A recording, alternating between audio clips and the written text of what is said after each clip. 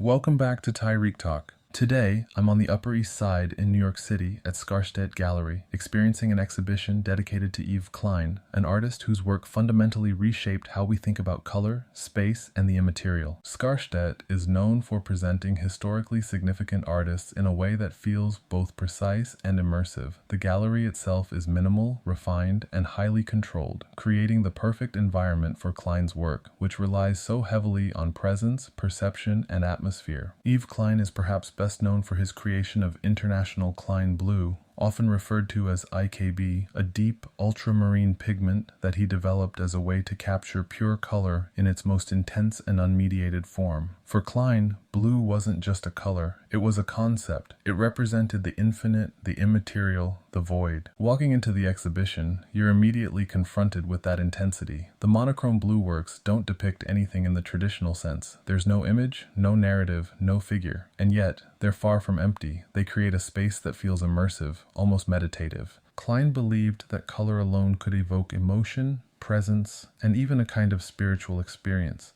And standing in front of these works, you begin to understand that.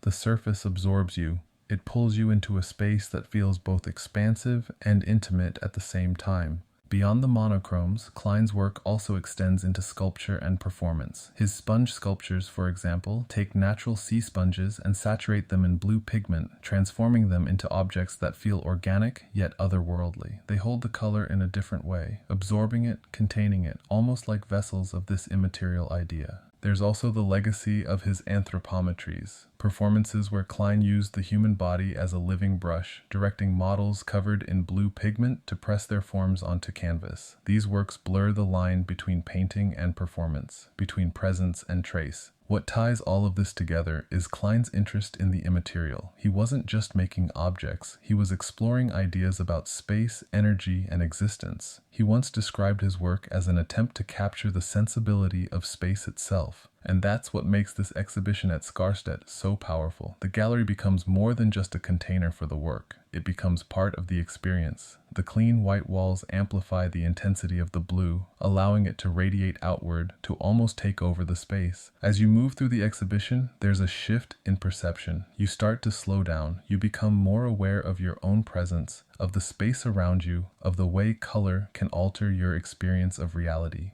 Klein's work challenges the idea that art needs to represent something. Instead, it asks you to feel, to experience, to engage with something that exists beyond the visible. And in this setting, at Skarstedt, that experience feels heightened, focused, distilled, and deeply immersive. Yves Klein wasn't just painting, he was redefining what art could be, moving it beyond the object and into the realm of pure sensation. And here, on the Upper East Side, that vision still feels incredibly alive.